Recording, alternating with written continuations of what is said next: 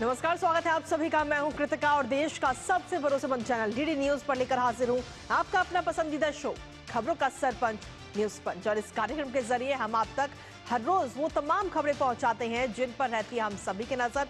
लेकिन न्यूज पंच में सिर्फ खबर नहीं होती बल्कि होती है हर खबर की पूरी पड़ताल। तथ्य और आंकड़ों के जरिए आपको समझाते हैं खबर का हर एक बिंदु। साथ ही ग्राउंड जीरो पर मौजूद अपनी टीम से जानते हैं एक अपडेट। होती है हर खबर पर हमारी पैनी नजर। और आज न्यूज पंच के जरिए जिन खबरों की पर होगी हमारी नजर, सबसे पहले करेंगे उन प्रमुख खबरों का रुख। तो आज सबसे पहली और प्रमुख खबर पार्लियामेंट से जुड़ी। जी हां, संसद के मानसून सत्र का आज आखिरी दिन है और ऐसे में इस बार का जो संसद का मानसून सत्र रहा वो पूरा हंगामेदार रहा। और इस हंगामे के बीच में कैसा रहा पूरे एक महीने में कामकाज संसद का, बताएंगे विस्तार से आपको इस खबर के बारे में। कौन कौन से महत्वपूर्ण बिल पास किए गए, पारित किए गए।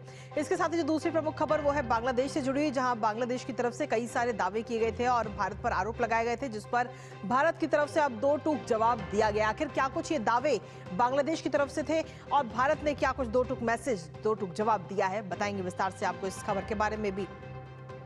इसके साथ ही जो तीसरी प्रमुख खबर वो अंतर्राष्ट्रीय जगत से जुड़ी हुई। जी हां, जहां अब एक बार फिर ट्रंप की चीजों को लेकर फिर से चर्चाएं हो रही है, क्योंकि ट्रंप ने अब एक बार फिर से किसी से इस्तीफे की मांग की। आखिर कौन है वे व्यक्ति, किससे इस्तीफे की मांग ट्रंप की तरफ से की गई है और उसको लेकर सोशल मीडिया पर पोस्ट भी किया गया, बताएंगे इस खबर के बारे में भी विस्तार से आपको।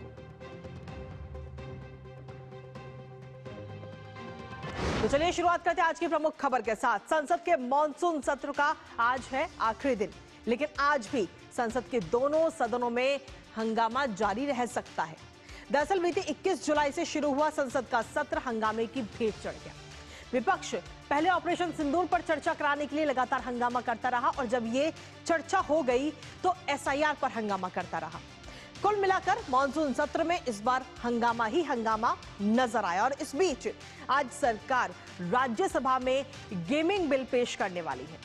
हालांकि लोकसभा में यह बिल बीते कल ही पास हो चुका है और इसके साथ ही 130वें संविधान संशोधन बिल को लेकर संसद के अंदर और बाहर दोनों जगह पर हंगामा जारी रहने की भी पूरी संभावना है। एसआईआर पर हंगामा हो ही रहा है और हंगामे के कारण सिर्फ एक विधेयक को छोड़कर बाकी सारे बिल हंगामे के बीच ही पारित कराने पड़े। करेंगे चर्चा आज के सत्र को लेकर। उससे पहले आपको दिखाते हैं कि अब तक संसद का मॉनसून सत्र कैसा रहा। तो 21 जुलाई से ये सत्र शुरू हुआ था। 21 जुलाई से 21 अगस्त तक का ये सत्र जो लगभग पूरा अगर हम देखें तो हंगामे की भेंट चढ़ता हुआ नजर आया। और खास तौर पर अभी तक कुल 20 बैठकें हुई हैं। आज इसमें 21वीं बैठक होनी है। कुल 21 बैठक का ये सत्र था और आज 21वीं ये बैठक होनी है। सत्र का आज आखिरी दिन है। सत्र की अगर हम बात करें, अगर आज की हम बात करते हैं तो आज सत्र में प्राइवेट मेंबर बिल का आज दिन है। प्राइवेट मेंबर बिल आज लाए जाएंगे। इसके साथ ही आपको बता दें कि अभी तक के सत्र में हमने क्या कुछ खास देखा है। ऑपरेशन सिंदूर पर गहन चर्चा इस दौरान हुई, जिसमें पक्ष और विपक्ष दोनों तरफ के नेताओं ने, दोनों तरफ के सांसदों ने इसमें हिस्सा लेते हुए नजर आए। इसके साथ ही अंतरिक्ष मिशन पर भी चर्चा हुई है इस दौरान मानसून सत्र में। शुभांशु शुक्ला की वापसी को लेकर चर्चा इस दौरान हुई, जब अंतरिक्ष का सफर करके वो वापस लौटे और अंतरिक्ष के क्षेत्र में किस तरीके से भारत आगे बढ़ रहा है, उन तमाम चीजों को लेकर चर्चा हुई। वहीं दूसरी तरफ आपको बता दें कि एसआईआर पर विपक्ष का अड़ियल रवैया इस पूरे मानसून सत्र के दौरान देखने को मिला है। पटना से लेकर के दिल्ली तक विरोध प्रदर्शन इस वक्त किया गया, लेकिन इसके साथ ही जो महत्वपूर्ण बिल हैं उन्हें भी पारित कराया गया है। पूरे सत्र में विपक्ष ने केवल और केवल हंगामा किया, लेकिन जो महत्वपूर्ण बिल हैं वो भी पास हुए हैं।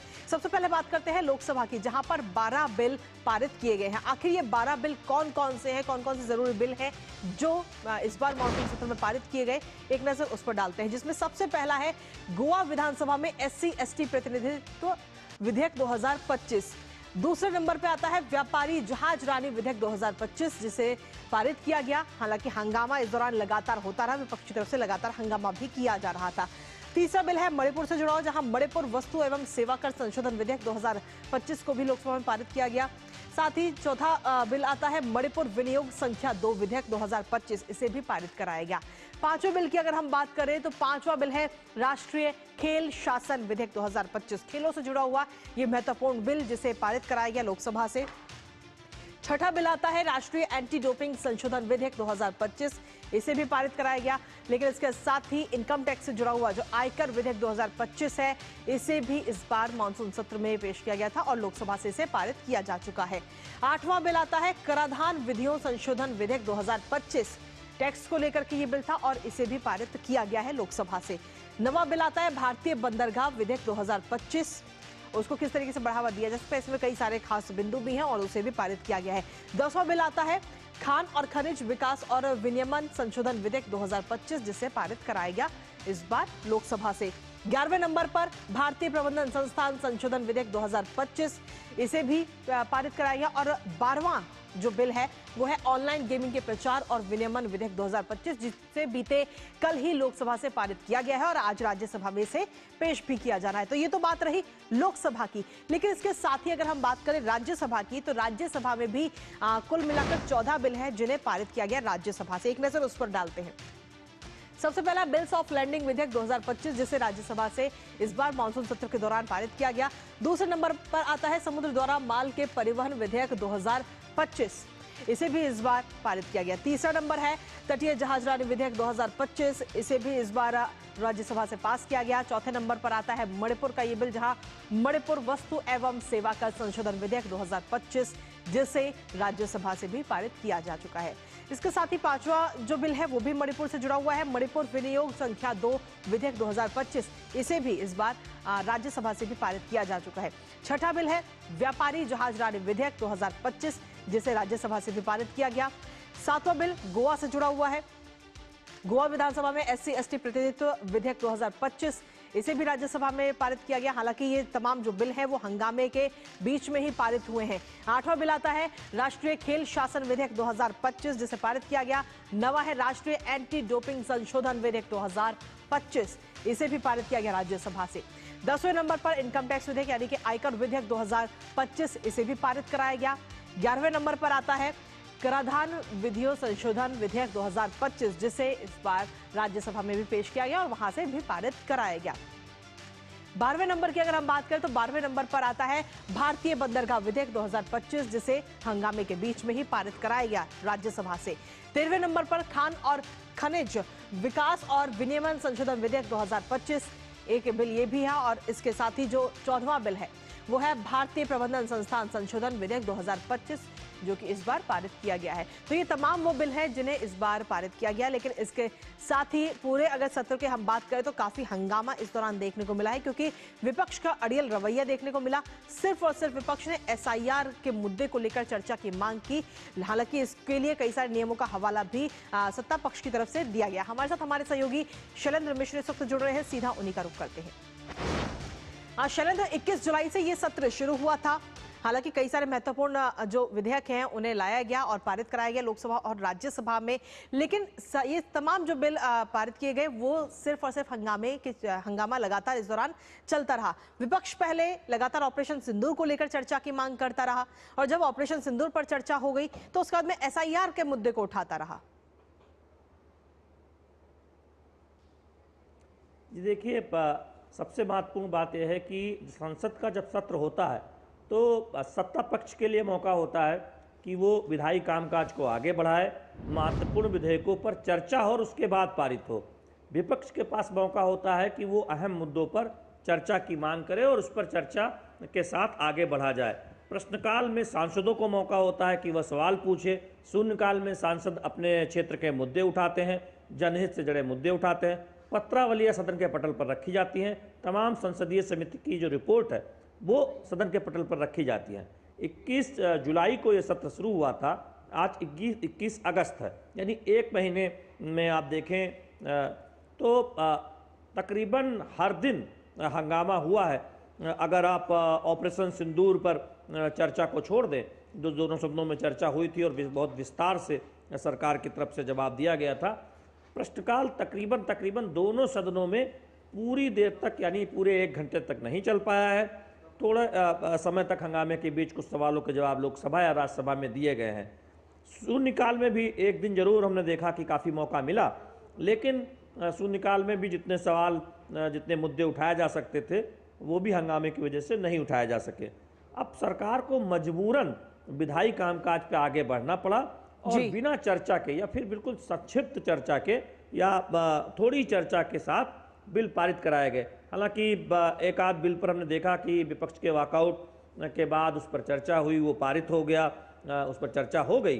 कल हमने देखा गेमिंग जैसा जो एक उससे जुड़ा जो महत्वपूर्ण बिल प्रमोशन और बैन करने के लिए, इसमें ऑनलाइन गेमिंग को जहां मनी पार्ट है जिस ऑनलाइन गेमिंग में, उसे बैन करने से जुड़ा बिल है और बाकी ई स्पोर्ट को प्रोत्साहित करने से जुड़ा बिल है, वो लोकसभा में बिना चर्चा के पारित हुआ हंगामे के बीच। राज्यसभा में कहा जा रहा था कि आज आएगा, लेकिन फिलहाल सूचीबद्ध नहीं है। और जो संविधान संशोधन 3 बिल कल लोकसभा में आए थे जेपीसी को भेजने के, वो आज राज्यसभा में प्रस्तावित किए गए। तो ये बहुत अच्छी स्थिति नहीं है कि बिना चर्चा के भी अहम विधेयक पारित हो, लेकिन ये सत्ता पक्ष की मजबूरी है कि विपक्ष का जो रवैया था एसआईआर को लेकर, बार बार पीठ के फैसले के बाद, पीठासीन के फैसले के बाद, सब जुडिस मामला होने के बाद और चुनाव आयोग के कामकाज पर चर्चा नहीं हो सकती, इसको लेकर पुराने निर्णयों के बाद सदन में, उसके बावजूद कांग्रेस पार्टी खासतौर पर और विपक्ष है उसके साथ, वो हंगामा करते रहे और उस पर चर्चा की मांग दोनों सदनों में करते रहे, जिसकी वजह से हमने देखा है कि तकरीबन अधिकांश दिन इस मानसून सत्र में हंगामा हुआ। इसके साथ ही शैलेंद्र, अगर हम देखें तो संसद का सत्र चलाने के लिए जनता के जो टैक्स पे करती है उसी पैसे का इस्तेमाल किया जाता है। हर रोज लाखों रुपए खर्च होते हैं, लेकिन उसके बावजूद भी विपक्ष को जरा भी चिंता नहीं है। और ये अपने आप में एक बड़ी चिंता का विषय है कि लाखों रुपए खर्च होने के बाद में भी अगर सत्र सुचारू रूप से नहीं चल पा रहा, जो जरूरी मुद्दे हैं चर्चा के लिए उन पर चर्चा नहीं हो पा रही, क्योंकि विपक्ष चर्चा होने ही नहीं देना चाहता। अंतरिक्ष जैसा मुद्दा जो महत्वपूर्ण मुद्दा है, उस पर भी विपक्ष कहीं ना कहीं चर्चा में शामिल होता हुआ नजर नहीं आया। शैलेंद्र, देखिए विपक्ष को चिंता जरूर है, लेकिन लगता है कि अपने हितों की चिंता है सिर्फ। देश हित में होना है चाहिए कि महत्वपूर्ण मुद्दों पर जब उपलब्धि हासिल होती है, अंतरिक्ष जो हमारा कार्यक्रम है और पहली बार स्पेस स्टेशन पर भारतीय पहुंचा और सफल वापसी के बाद उस पर चर्चा होनी चाहिए थी, लेकिन उस पर भी हंगामा देखने को मिला। रक्षा मंत्री राजनाथ सिंह ने विपक्ष के रुख पर निराशा जताई और बाकी मुद्दों पर भी आप देखें तो चर्चा की बजाय विपक्ष हंगामा करता रहा, संसद भवन परिसर में प्रदर्शन करता रहा। तो संसद के सत्र के जरिए जो उनका अपना एजेंडा है वो एक थोपने की कोशिश है, ये आरोप सत्ता पक्ष लगा रहा है विपक्ष पर, खासतौर पर कांग्रेस पार्टी पर। कल जिस तरह से दुर्भाग्यपूर्ण स्थिति लोकसभा में देखने को मिली, उसके बाद तमाम बीजेपी के सांसद सामने आए और उन्होंने राहुल गांधी और खासतौर पर कांग्रेस पार्टी का जो रवैया रहा, जब एक ऐसा बिल सदन में आया कल, जो अगर आप किसी पद पर बैठे हैं और जेल चले जाते हैं, 30 दिन से ज़्यादा हो जाता है, फिर भी आप सरकार चलाना चाहते हैं, मंत्री, मुख्यमंत्री या केंद्रीय मंत्री के तौर पर आप बने रहना चाहते हैं, तो उससे रोकने वाला बिल है, यानी कानूनी प्रावधान है हटाने का, उस पर भी जिस तरह से विरोध देखने को मिला। तो अब सत्ता पक्ष ये कह रहा है बीजेपी कि राहुल गांधी ने एक ऑर्डिनेंस फाड़ा था, तब उनका विचार और अब विचार वो पूरी तरह से बदल गया है और तब एक तरह से एक सरकार द्वारा, कैबिनेट द्वारा पारित किए गए ऑर्डिनेंस को एक प्रेस कॉन्फ्रेंस में फाड़ दिया था। वो उनकी एक अहंकार और उसको दिखाता था। और अब तो जब एक सुधार का, अपराधीकरण से मुक्त का जो अभियान है और शुचिता राजनीति में बढ़े, राजनीतिक जीवन में और सरकार में जो लोग आते हैं, उससे जुड़ा एक महत्वपूर्ण संविधान संशोधन बिल जब आया, इस तरह का रवैया कतई उचित नहीं है, खासतौर पर कांग्रेस पार्टी का। इसके साथ ही शैलेंद्र, एक आखिरी सवाल और आपसे लेना चाहेंगे, क्योंकि आज अंतिम दिन है मानसून सत्र का, तो आज क्या कुछ खास देखने को मिल सकता है? हालांकि हंगामे के आसार तो पूरी तरह से नजर आते हैं। देखिए विपक्ष की ये रणनीति होगी कि वो बिहार एसआईआर मुद्दे पर आज भी सदन में हंगामा करे या फिर अपनी बात रखने की कोशिश करे। नोटिस भी दिया गया है। बांग्ला भाषा के मुद्दे पर टीएमसी संसद भवन परिसर में प्रदर्शन कर रही है। आज लोकसभा में थोड़ा असामान्य कामकाज के बाद हो सकता है कि सदन को अनिश्चित काल के लिए स्थगित कर दिया जाए। हालांकि हम जानते हैं कि निजी विधेयकों को कुछ लिस्ट किया गया है। राज्यसभा में जो संविधान संशोधन बिल गृह मंत्री अमित शाह लोकसभा में पेश किया गया था गृह मंत्री द्वारा, उसे आज राज्यसभा में रखने की बात है, क्योंकि जेपीसी को यह विधेयक भेजने का प्रस्ताव लोकसभा में पहले ही कर दिया गया है। इसमें 21 लोकसभा के सांसद और 10 राज्यसभा के सांसद होने हैं। तो उससे जुड़ा प्रस्ताव और बिल आज राज्यसभा में सूचीबद्ध है। जी। लेकिन आज अंतिम दिन है, तो आज इस सत्र का एक तरह से समापन की जो प्रक्रिया है वो आगे बढ़ाई जाएगी। बिल्कुल, चलिए बहुत बहुत शुक्रिया शैलेंद्र, तमाम जानकारी और अपडेट्स हमारे साथ साझा करने के लिए, इस खबर से जुड़े हुए। साथ ही आज जब अंतिम सत्र, आज मानसून सत्र का जो अंतिम दिन है, उस पर भी आप अपनी नजर लगातार बनाए रखिएगा। फिलहाल शुक्रिया। और इसी के साथ चलिए अब अगली महत्वपूर्ण खबर का रुख कर लेते हैं और अब बात करते हैं बांग्लादेश की, जिसने पिछले ही दिनों भारत पर गंभीर आरोप लगाए गए और कहा गया कि पूर्व प्रधानमंत्री शेख हसीना की पार्टी अवामी लीग के सदस्य भारत से बांग्लादेश विरोधी गतिविधियां चला रहे हैं। अब बांग्लादेश के इन तमाम आरोपों पर अब भारत की तरफ से भी जवाब सामने आ चुका है। 2 टूक जवाब दिया गया और इसके साथ ही इस तरह के सभी आरोपों को सिरे से खारिज कर दिया गया। दरअसल आपको बता दें कि बांग्लादेश की अंतरिम सरकार ने अवामी लीग पर पिछले ही साल अक्टूबर में प्रतिबंध लगा दिया था और यह फैसला आतंकवाद विरोधी कानून के तहत लिया गया था।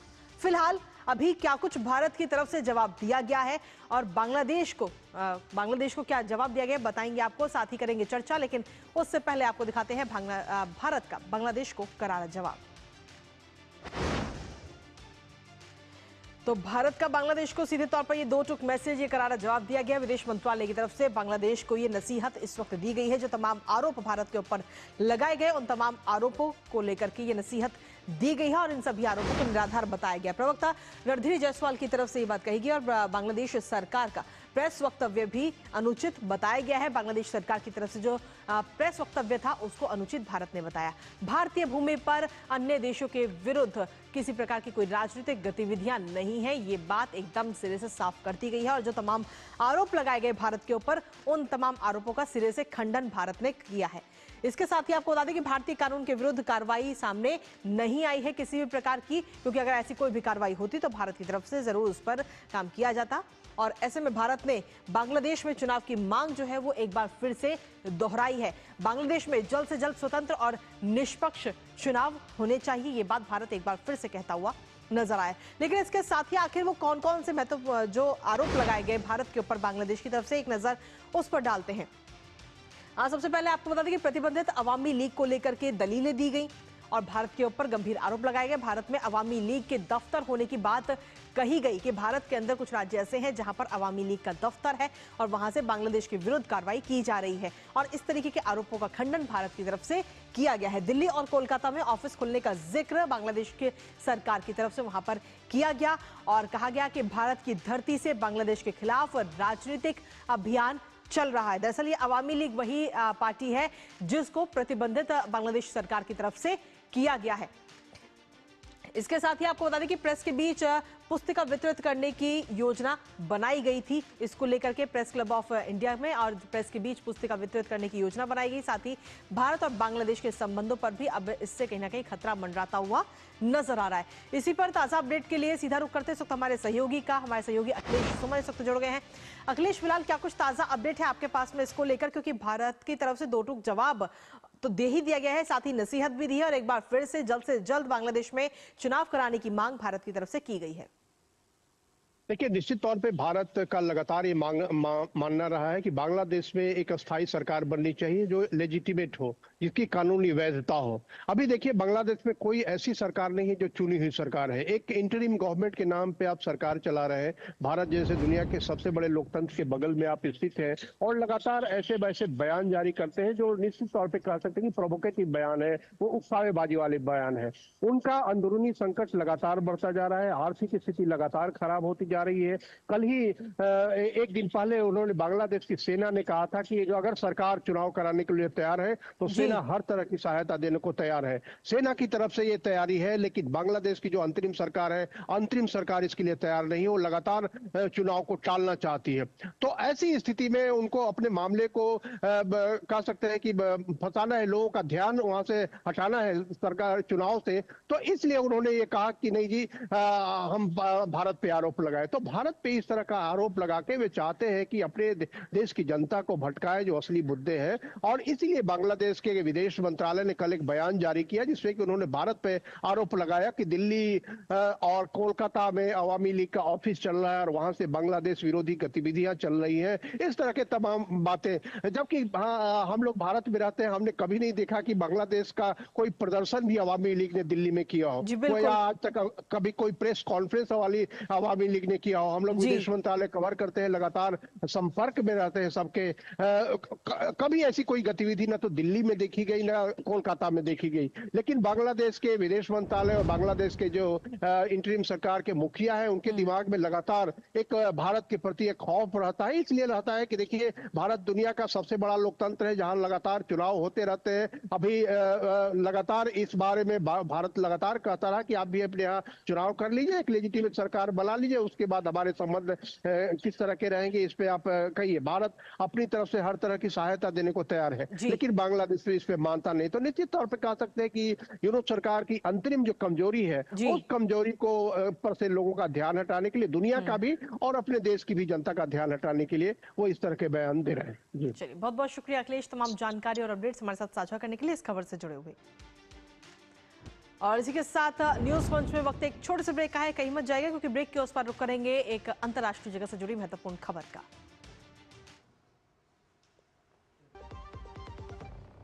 रिटायरमेंट के बाद लाल स्पोर्ट्स कार लूं या वर्ल्ड टूर? तू खाली पुलाव बना, मैं ऑर्डर कर रहा हूँ। पुलाव नहीं, प्लान। लाइफ इंश्योरेंस का रिटायरमेंट प्लान, गारंटीड पेंशन के साथ। अब तेरे भाई के हर सपने होंगे पूरे। तेरी ये स्पोर्ट्स कार 2 सीटर है ना? सपनों को रखो सुरक्षित रिटायरमेंट प्लान के साथ। सबसे पहले लाइफ इंश्योरेंस। सब आ गए? हाँ दादाजी। सब आ गए, लेकिन स्वाद नहीं आया। अब आया असली स्वाद। हाँ, अब आया स्वाद। जब स्वाद के पड़े हो लाले तो MDH का चंकी चाट मसाला डालें। MDH का चंकी चाट मसाला। MDH। जब धरती चीर कर निकलता है लोहे का पत्थर और मिलता है मोंगिया के जोश से, फिर तपता है, पिघलता है और बनता है फौलाद। अब होता है सरिया सारी खूबियों के साथ। मोंगिया स्टील, मजबूत देश का मजबूत सरिया। ओह लवली, वेल डन। अब होगा बड़ा स्टूडियो, नया कैमरा, नई लाइट्स। लगे हाथ नई कार भी ले लो उसी लोन से। नो, लोन लिए गए काम में ही लगाओ, समय से EMI चुकाओ, क्रेडिट स्कोर बढ़ाओ और अगला लोन आसानी से पाओ। कार नहीं तो मेरी फोटो तो ले लो। आप कौन? RBI कहता है वित्तीय समझदारी समृद्ध नारी। और ब्रेक के बाद एक बार फिर से स्वागत आप सभी का रुख करेंगे अब इस वक्त तीसरी महत्वपूर्ण खबर जो कि अंतर्राष्ट्रीय जगत से जुड़ी हुई है। दरअसल अमेरिकी राष्ट्रपति डोनाल्ड ट्रंप ने फेडरल रिजर्व गवर्नर लिसा कुक के इस्तीफे देने की मांग की है। दरअसल ये मांग उनके सहयोगी फेडरल हाउसिंग फाइनेंस एजेंसी के निदेशक बिल पल्टे द्वारा कुक के 2 मार्गेज की जांच की मांग के बाद आई है। हालांकि ट्रंप प्रशासन डेमोक्रेटिक नेताओं पर कानूनी जांच बढ़ाने में इस वक्त जुटा हुआ है। डोनाल्ड ट्रंप ने दरअसल बुधवार को एक सोशल मीडिया पर पोस्ट की जिसमें उन्होंने कहा कि कुक को तुरंत इस्तीफा देना चाहिए। हालांकि लिसा कुक पर लगे तमाम जो आरोपों हैं उन आरोप पर अभी तक किसी प्रकार की कोई आधिकारिक पुष्टि नहीं हुई है और लिसा कुक ने भी किसी प्रकार का कोई बयान अभी तक नहीं दिया है। आपको यह भी बता दें कि लिसा कुक को पूर्व राष्ट्रपति जो बाइडेन ने साल 2022 में फेडरल रिजर्व गवर्नर नियुक्त किया था, जिससे वो फेड बोर्ड में पहली श्वेत महिला बनी और उनकी नियुक्ति 2038 तक के लिए है। पर अब उनके इस्तीफे की मांग की गई डोनाल्ड ट्रंप की तरफ से। करेंगे चर्चा, लेकिन उससे पहले आपको दिखाते हैं मुश्किलों में फेडरल रिजर्व गवर्नर। तो फेडरल रिजर्व गवर्नर इस वक्त मुश्किलों में फंसती हुई नजर आ रही हैं, जहां बीते कल डोनाल्ड ट्रंप की तरफ से गवर्नर लिसा कुक का इस्तीफा इस वक्त मांगा गया है। सोशल मीडिया प्लेटफॉर्म पर एक पोस्ट के जरिए इस्तीफे की मांग की गई। घर खरीदने को लेकर धोखाधड़ी का आरोप इस वक्त कुक पर लगा हुआ है। इसके साथ ही आपको बता दें कि यूएस जस्टिस डिपार्टमेंट से जांच की भी मांग इस पूरे मामले को लेकर इस वक्त की गई है। साथ ही आपको बता दें कि आधिकारिक तौर पर अगर हम देखें तो जांच इस वक्त की जा रही है, लेकिन कोई भी बयान लिसा कुक की तरफ से इस मामले को लेकर नहीं आया है। किसी प्रकार का कोई बयान उन्होंने नहीं दिया है और ऐसे में देखना ये होगा कि आगे क्या वो अपना इस्तीफा देती हैं या अपनी सफाई देती हैं, ये वाकई देखने वाली बात होगी। फिलहाल 2022 में फेडरल रिजर्व में लीसा शामिल हुई थी, जो बाइडेन की तरफ से उनको शामिल किया गया था और 2038 तक का उनका कार्यकाल है। लेकिन उनके कार्यकाल 2038 में खत्म हो उससे पहले ही 2025 में ही उनसे इस्तीफे की मांग डोनाल्ड ट्रंप ने कर दी है। हमारे साथ हमारे सहयोगी शुभेंदु इस वक्त जुड़ रहे हैं, सीधा उनका रुख करते हैं। शुभेंदु, लीसा कुक से सीधे तौर पर इस्तीफे की मांग डोनाल्ड ट्रंप ने की और सिंगल लाइन लिखा है कि आपको इस्तीफा देना चाहिए। इसके पीछे क्या महत्वपूर्ण कारण आप मानते हैं, क्योंकि लीसा कुक पर कुछ गंभीर आरोप लगे हुए हैं, हालांकि अभी तक उन्होंने इन तमाम आरोपों को लेकर किसी भी प्रकार का कोई बयान नहीं दिया है। शुभेंदु जी कृतिका, देखिए जो फेडरल गवर्नर लीसा कुक हैं उनका जो केस है ये उदाहरण है व्हाइट हाउस और फेडरल रिजर्व के बीच जो मतभेद बढ़ते रहे हैं उनका। जो निशाना वो है जेरोम पॉवेल पर है, जो चेयर हैं फेडरल रिजर्व के। साधारण शब्दों में मामला समझें तो डोनाल्ड ट्रंप जो प्रेसिडेंट है अमेरिका के, वो चाहते हैं सेंट्रल बैंक जो कि जिसको कि फेड रिजर्व कहा जाता है अमेरिका में, वो इंटरेस्ट रेट्स को कम करें, जो लेंडिंग इंटरेस्ट रेट्स होता है जिससे कि अलग अलग किस्म के loan, banking loan, housing loan, automobile, business loan वगैरह होती हैं, उसके इंटरेस्ट के दर को कम किया जा सके ताकि लोग आसानी से लोन ले सके और इकोनॉमी में थोड़ा सा बूस्ट मिले। लेकिन वहीं पर जो सेंट्रल बैंक है, जो फेड रिजर्व है, जो जेरोम पॉवेल जिसको हेड करते हैं, उनका ये मानना है कि अभी रिसेशनरी ट्रेंड है, उसका रिस्क है अमेरिका में, इन्फ्लेशन से भी डील करना। इसी कारण से पिछले 5 बार से उन्होंने जो इंटरेस्ट रेट्स है उनको अनचेंज रखा है, पहले की तरह ही स्टेटस को मेंटेन करके रखा है। यही मेन कारण है डोनाल्ड ट्रंप और जेरोम पॉवेल के बीच में जो मतभेद है उसका। और गवर्नर जो है लीसा कुक, उनको जो बर्खास्त करने की बात हो रही है, उनको जो स्टेप डाउन करने की बात हो रही है, ये एक तरीका है डोनाल्ड ट्रंप का प्रेशर इंक्रीज करने का फेडरल रिजर्व के ऊपर। वो चाह रहे थे पहले कि जेरोम पॉवेल को भी अपनी गद्दी से हटाएं, लेकिन हमने देखा कि जैसा कि देशों में होता है, जो सेंट्रल बैंक्स होती हैं अक्सर ये ऑटोनोमस होती हैं, इन पे जो पॉलिटिकल लीडरशिप होता है उनका प्रेशर नहीं काम करता है क्योंकि वो सीधा इकोनॉमी पे उसका प्रभाव पड़ता है। लेकिन यहाँ पे प्रेसिडेंट ट्रंप, जैसे कि हम अलग सेक्टर्स में भी देख रहे हैं, वो अपना इंटरफेरेंस, अपना इन्फ्लुएंस फेड रिजर्व के कामकाज में भी बढ़ाना चाहते हैं। वो जो इंटरेस्ट रेट्स हैं उनको भी कंट्रोल करना चाहते हैं ताकि जो अमेरिकन इकोनॉमी है वो उनके अनुसार आगे का शेप ले सके। यही मेन कारण है जिसके कारण कि हम देख रहे हैं कि फेडरल गवर्नर्स, ना सिर्फ लीसा कुक बल्कि बाकी गवर्नर्स पे भी काफी प्रेशर है। चलिए, बहुत बहुत शुक्रिया शुभेंदु, तमाम जानकारी और अपडेट्स हमारे साथ साझा करने के लिए। इस खबर से जुड़े हुए लगातार इस पर आप अपनी नजर बनाए रखिएगा। तो सीधे तौर पर फिलहाल देखना होगा कि अब आगे आने वाले समय में लीसा कुक की तरफ से क्या किसी प्रकार की कोई बयान दिया जाता है इन तमाम आरोपों को लेकर, और साथ ही डोनाल्ड ट्रंप की तरफ से जो इस्तीफे की मांग की है उसको लेकर। नजर इस पर लगातार बनी रहेगी। लेकिन इसी के साथ फिलहाल न्यूज पंच में मुझे और हमारी पूरी टीम को दीजिए अनुमति। दोपहर 2 बजे फिर होगी मुलाकात कुछ और महत्वपूर्ण खबरों के साथ। तब तक के लिए नमस्कार।